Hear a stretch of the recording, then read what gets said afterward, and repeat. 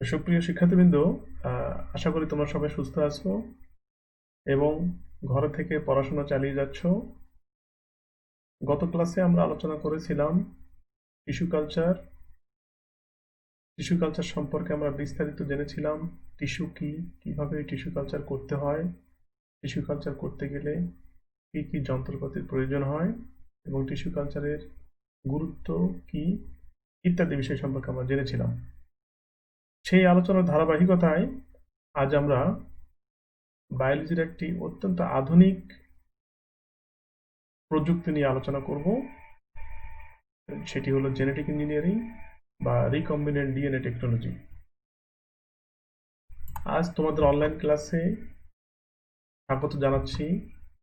আমি মোহাম্মদ আব্দুল সালাম, সহকারী অধ্যাপক, উদ্ভিদ বিজ্ঞান, নীলফামারী সরকারি কলেজ। আমরা প্রথমেই জেনে নিব জেনেটিক ইঞ্জিনিয়ারিং আসলে কি। তোমরা জীববিজ্ঞান প্রথম পত্রের প্রথম অধ্যায়ে জিন সম্পর্কে জেনে থাকবে। জেনেটিক ইঞ্জিনিয়ারিং এর সংজ্ঞায় বলা হয়েছে কোনো জীবকোষ থেকে কোনো সুনির্দিষ্ট জিন নিয়ে অন্য কোনো জীবকোষে স্থাপন এবং কর্মক্ষম করা বা নতুন বৈশিষ্ট্য সৃষ্টি করার জন্য কোনো জীবের ডিএনএতে পরিবর্তন ঘটানোকে জেনেটিক ইঞ্জিনিয়ারিং বা জিন প্রকৌশল বলা হয়। জেনেটিক ইঞ্জিনিয়ারিং এর মাধ্যমে ডিএনএ অণুর কাঙ্ক্ষিত অংশ ব্যাকটেরিয়া থেকে মানুষে, উদ্ভিদ থেকে প্রাণীতে এবং প্রাণী থেকে উদ্ভিদে স্থানান্তর করা সম্ভব। এই ধরনের জীবকে বলা হয় genetically modified organism, genetically engineered organism বা ট্রান্সজেনিক্স।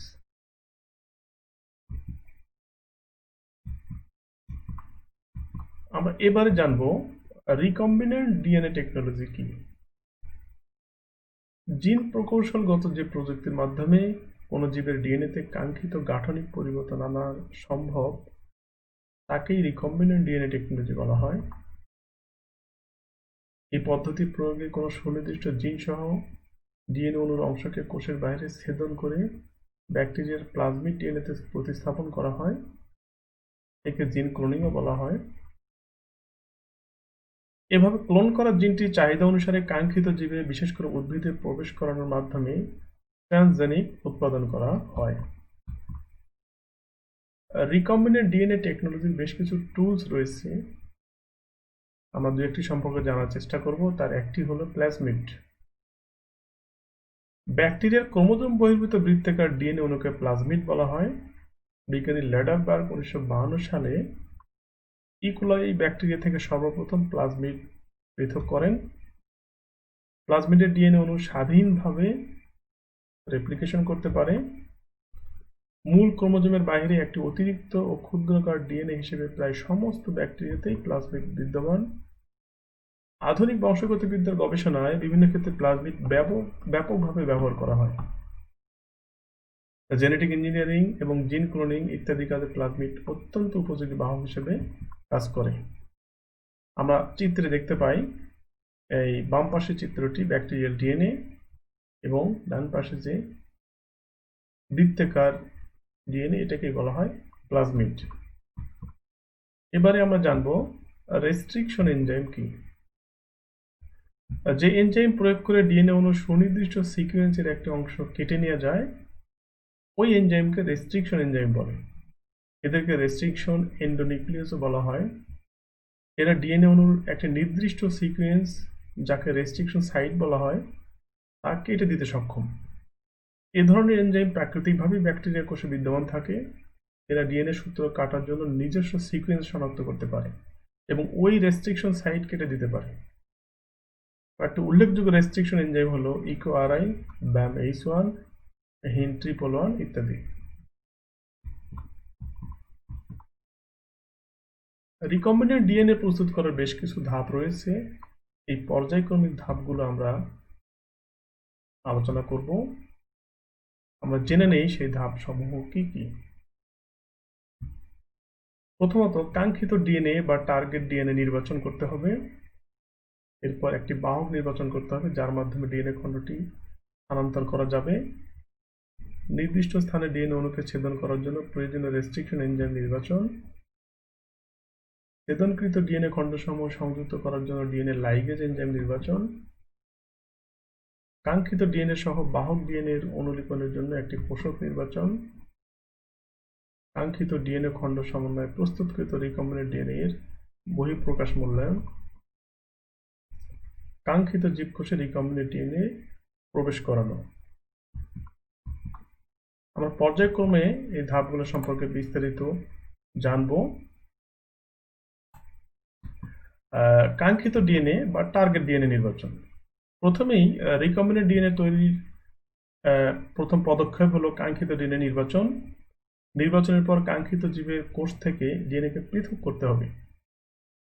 প্রথম কোষকে লাইসিস করা হয় এবং কোষের অভ্যন্তরে অবস্থিত প্রোটিন, শর্করা, লিপিড প্রভৃতি অণু হতে ডিএনএ অণুকে রাসায়নিক পদ্ধতিতে পৃথক করা হয়। এই প্লাজমিড ডিএনএ এর সাথে কিছু পরিমাণ জিনোমিক ডিএনএ, আরএনএ ও প্রোটিন মিশ্রিত থাকে।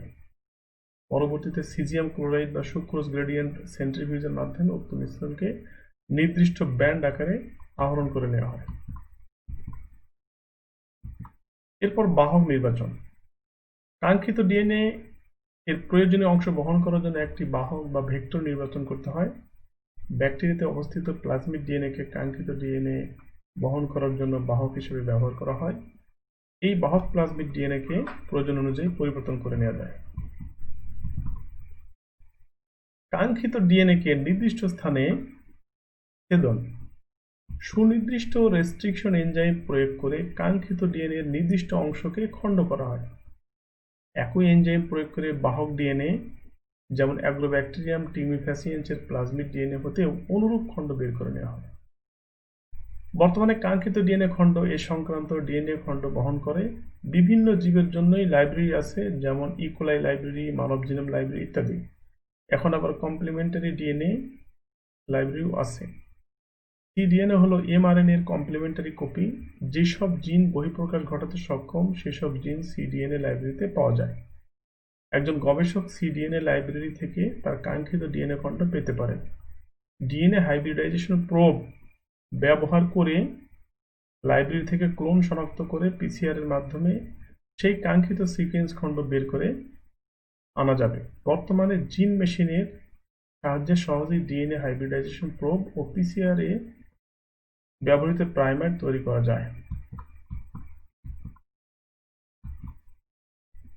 ছেদনকৃত কাঙ্ক্ষিত ডিএনএ খণ্ডকে বাহক প্লাজমিড ডিএনএতে স্থাপন। প্লাজমিড ডিএনএ হতে বের করে নেওয়া অংশের ফাঁকা স্থানে কাঙ্ক্ষিত ডিএনএ খণ্ডকে প্রতিস্থাপন করা হয়। ডিএনএ লাইগেজ এনজাইম ব্যবহার করে কাঙ্ক্ষিত ডিএনএ খণ্ডকে প্লাজমিড ডিএনএ এর সাথে সংযুক্ত করা হয়, ফলে প্লাজমিড ডিএনএটি কাঙ্ক্ষিত ডিএনএ খণ্ড বহন করে। কাঙ্ক্ষিত ডিএনএ খণ্ড প্লাজমিড ডিএনএ এর সাথে সংযুক্ত হওয়ার ফলে রিকম্বিনেন্ট ডিএনএ তৈরি হয়।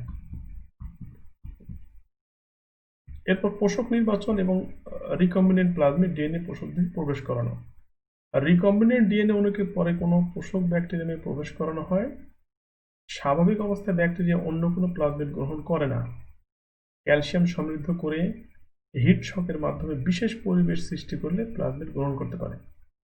প্লাজমিড গ্রহণ করলে ওই ব্যাকটেরিয়ামকে ট্রান্সফর্ম ব্যাকটেরিয়া বলে। এরপর রিকম্বিনেন্ট ডিএনএ এর মূল্যায়ন।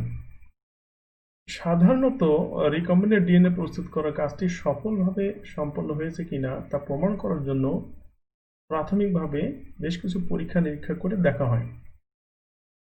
রিকম্বিনেন্ট ডিএনএ যুক্ত ওই ব্যাকটেরিয়াম অ্যাগার মিডিয়ামে জন্মিয়ে তাদের সংখ্যা বৃদ্ধি করা হয়। এক্ষেত্রে পোষক ব্যাকটেরিয়া রিকম্বিনেন্ট প্লাজমিড বহন করছে কিনা তা শনাক্ত করার জন্য অ্যাগার মিডিয়ামে নির্দিষ্ট অ্যান্টিবায়োটিক ব্যবহার করা হয়, কারণ বাহক প্লাজমিডে ওই অ্যান্টিবায়োটিকের রেজিস্ট্যান্স জিন থাকে। কাঙ্ক্ষিত উদ্ভিদ কোষে রিকম্বিনেন্ট ডিএনএ প্রবেশ করানো। সঠিকভাবে প্রস্তুতকৃত রিকম্বিনেন্ট ডিএনএ পরবর্তীতে টিস্যু কালচার প্রক্রিয়ায় কাঙ্ক্ষিত উদ্ভিদের কোষে প্রবেশ করানো হয়। ওই কোষ থেকে নতুন ও কাঙ্ক্ষিত জিন সহ নতুন প্রকৃতির উদ্ভিদ সৃষ্টি করা হয় এবং তাদের সংখ্যা বৃদ্ধি করা হয়। এরূপ উদ্ভিদকে ট্রান্সজেনিক উদ্ভিদ বলে। আমরা রেখাচিত্রের মাধ্যমে এটি দেখতে পাই।